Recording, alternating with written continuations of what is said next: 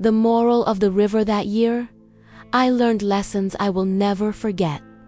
1.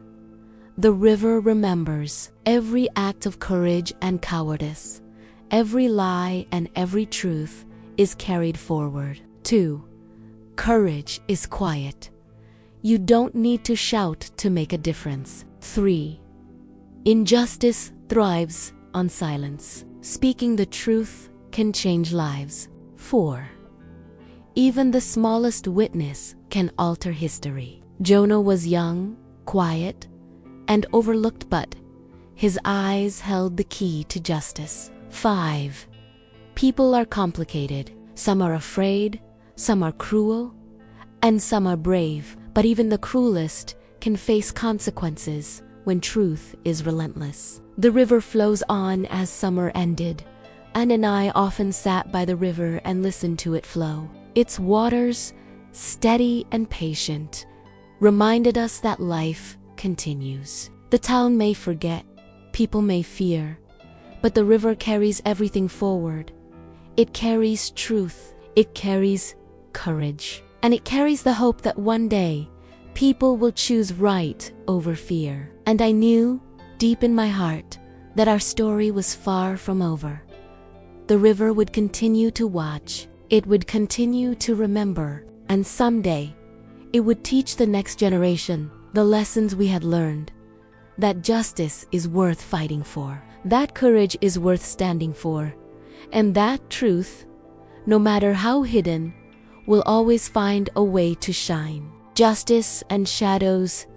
Ridgedown never fully recovered from the summer when Thomas Reed was nearly lost to fear and lies. The town had seen courage and truth clash against power and prejudice, and the echoes of that clash lingered in every street, every home, every shadow along the river. Even though Daniel Whitmore Jr. had confessed, the town remained divided. Some grudgingly accepted the truth. Others continued to whisper his name with anger. The Whitmore family, once untouchable, now bore the weight of shame and isolation. Through it all, my father remained calm. He had taught us that justice is rarely instantaneous. It comes slowly, quietly, often hidden beneath fear and uncertainty. And when it arrives, it leaves a mark on everyone it touches. The return of fear weeks after the trial, a new tension arose. Daniel Whitmore Jr. had been released on bail, awaiting further hearings. He walked the streets with a mix of arrogance and bitterness. A man who knew the town had seen his guilt, but had not yet punished him fully. Some whispered that he was plotting revenge. And perhaps he was. One evening, as Anne and I walked along the riverbank, we noticed fresh footprints in the mudlarge, deliberate, moving toward the woods. My heart sank. This was no ordinary path. This was a warning. "Caleb, what if he's planning something?" Anne whispered. I tightened my grip on her hand. "We'll be ready," I said, even though I wasn't entirely sure what ready meant. The night the river spoke. That night, the wind carried a strange sound over the river, low and urgent. The water seemed restless, moving faster than usual, carrying leaves and branches downstream like messages. I could hear it whispering, almost calling us. The truth cannot be silenced. The innocent must be protected. The witness must speak. I awoke Jonah, who had been staying at our house for safety. "Jonah, the river. It's warning us," I said. His eyes were wide. "I saw it too," he admitted. "Something's coming. He's coming." Together, we prepared. We gathered the evidence, the witness accounts, and the notes Jonah had written. We rehearsed our story, our truth, and the courage it demanded. The night stretched long and dark, but in the darkness, I felt a strange strength. The river was with us, and for the first time, I realized that courage is not only about standing in the light, it is about walking through darkness with unwavering resolve. The confrontation came unexpectedly. Daniel Whitmore Jr., furious and desperate, attempted to intimidate Thomas Reed at his home. He arrived with two men, faces covered, voices low and threatening. But my father Thomas, Anne, Jonah, and I were ready. "Leave him alone," my father called, stepping forward. Daniel sneered. "Or what? You think your law and your whispers will protect him?" I felt Jonah tremble beside me, but I knew the river had given him courage. Thomas Reed stood tall, silent but resolute. It was a standoff. Two forces, truth and intimidation, innocence and fear. The tension hung thick like the mist over the river at dawn. Suddenly, Daniel's men hesitated. They glanced at the river. They glanced at the people who had gathered silently around the scene. Neighbors who had begun to understand that fear alone would not prevail. And in that moment, Daniel Whitmore Jr. realized that his power had limits. He turned and left, muttering threats that echoed through the trees. And as the river flowed quietly beside us, I understood courage could ripple beyond any threat, far stronger than brute force. The town learns a hard lesson. Word of the confrontation spread quickly. Ridgetown began to change. People who had once remained silent now spoke out against injustice. Neighbors who had feared Thomas Reed's innocence now stood beside him, and even the younger Whitmores, ashamed of Daniel Jr.'s actions, began to understand that power cannot shield cruelty. My father reminded us again, quietly, true justice does not come from fear, anger, or force. It comes from the courage to stand for what is right, even when no one else will. That lesson resonated deeply within me. I realized that life is not about avoiding danger or discomfort. It is about protecting what is just, even when it threatens your comfort and safety. The river, ever patient, continued to flow, carrying the stories of courage and truth forward. Sarah Whitmore's growth, Sarah herself began to change. The experience had left her shaken, but also wiser. She learned the importance of honesty, of speaking her truth, and of recognizing the difference between fear and protection. When she visited Thomas Reed to apologize for the town's treatment of him, she did so with humility and sincerity. "I was scared," she admitted, "and I didn't speak. But now I see how important truth is." Thomas simply nodded, forgiving in a way that surprised her. And in that moment, I understood that forgiveness and courage often travel together. One cannot exist fully without the other. Jonah becomes a voice. Jonah Bali, once a timid boy hiding in the shadows, became a quiet leader. He spoke at gatherings, telling his story with honesty and bravery. People listened. They were moved, and slowly, the town began to understand that even the smallest voice can carry the heaviest truth. Jonah often visited the river alone, reflecting on the lessons he had learned. He told me, "Once the river watches everything, Caleb. It remembers every act of courage and every act of cowardice. It never forgets." I realized he was right. The river was alive not in the literal sense, but as a witness to human deeds. It carried history, morality, and lessons for all who would listen. The moral of shadows and light that year. I learned more than words could hold. 1. Courage is a ripple, not a roar. Even quiet actions can change the world. 2. Fear cannot silence truth forever. Those who act justly may be threatened, but eventually, truth will prevail. 3. Forgiveness strengthens the soul. Thomas Reed's ability to forgive taught Sarah and the town that justice is not revenge, it is recognition of truth. 4. Even small voices can alter history. Jonah's bravery showed us that age or size does not define the impact one can make. 5. The river remembers all. It carries not just water, but witness, memory, and the essence of human deeds. The summer ends the river, once a quiet observer of childhood games and whispered secrets, now held the weight of lessons learned. Anne and I often sat by its banks, watching the water flow endlessly. The river reminded us that life continues, that courage endures, and that truth, no matter how hidden or suppressed, will always find its way.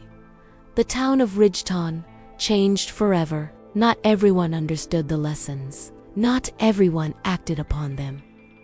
But enough did. And sometimes, that is all that matters. I realized that our lives are like rivers, themselves our choices flowing continuously, shaping the world quietly, but irrevocably. The legacy of courage autumn arrived and reached on quietly, like the gentle sigh of someone relieved, yet still wary. The leaves painted the streets in gold and crimson, but the town itself was still shadowed by the events of that summer. Change had come, but not without scars. The river flowed as it always had, patient, steady, unwavering. And it remembered fear. It remembered courage. It remembered those who had stood alone, those who had spoken truth, and those who had hidden in silence. I often returned to its banks, watching its waters swirl and eddy, reflecting the sky like a mirror.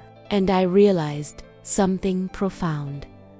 Life, much like the river, moves forward regardless of the obstacles, but its currents are shaped by every choice we make. The Whitmores reckoning Daniel Whitmore Jr.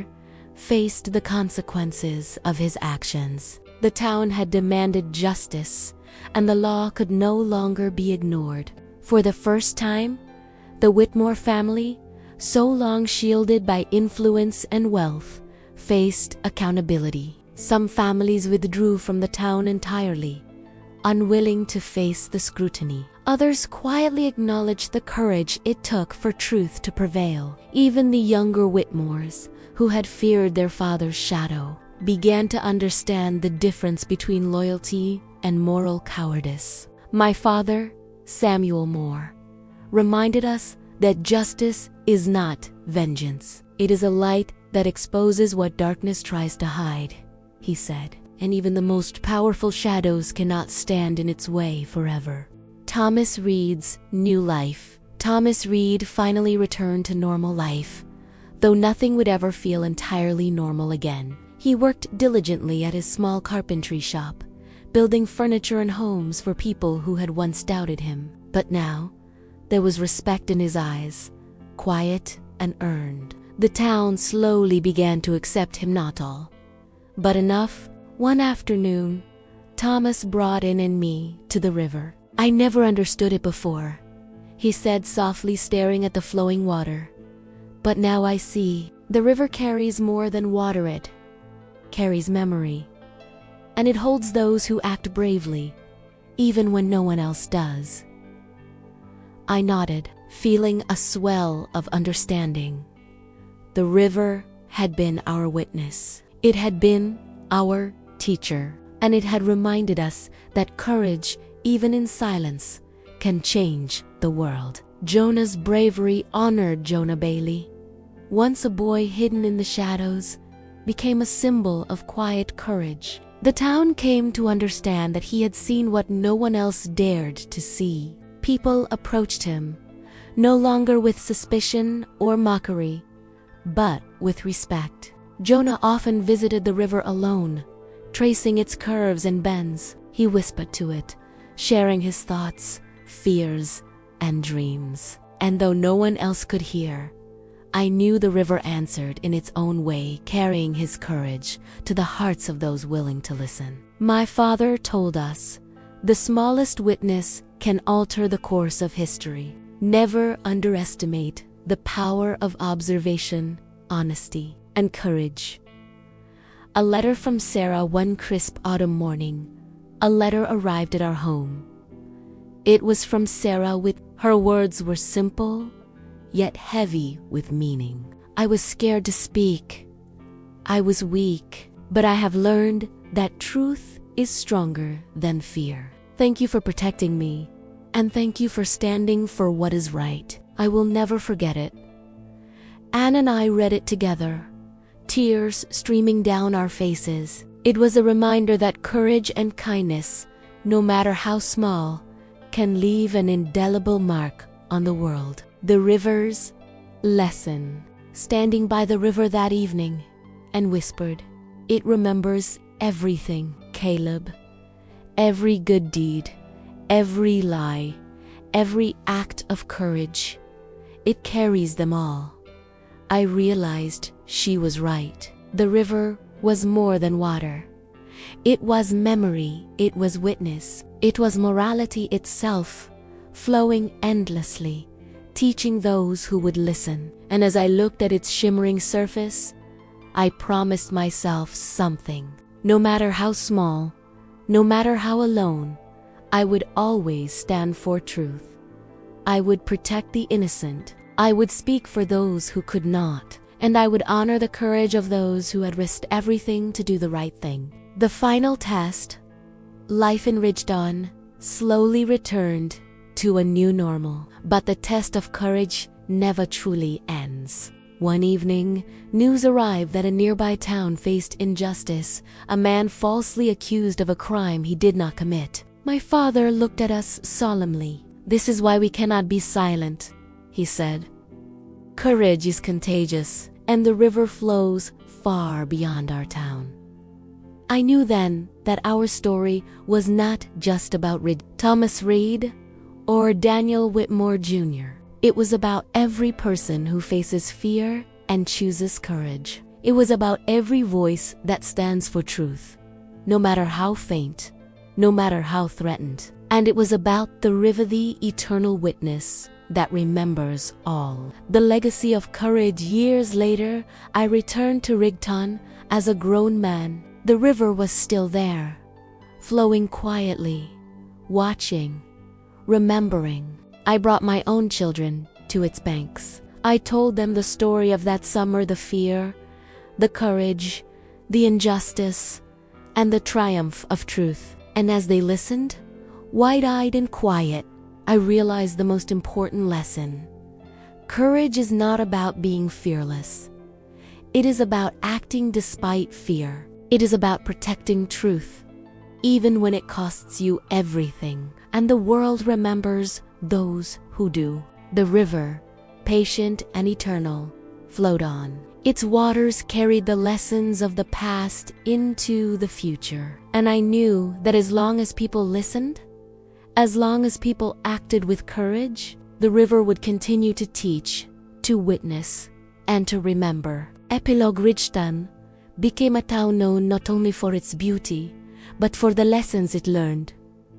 Fear cannot control the brave. Silence is dangerous when truth is needed. Courage can come from the smallest voices. Justice is not guaranteed, but it is worth pursuing. Memory, witness, and morality endure like the flowing river. And I, Caleb Moore, carry these lessons with me to this day. The river taught me that one person's courage can change the course of many lives, that standing for truth is never wasted, and that even the quietest voices, if brave enough, can echo through time. If you like this novel, you can support me with subscribe the channel and like the video.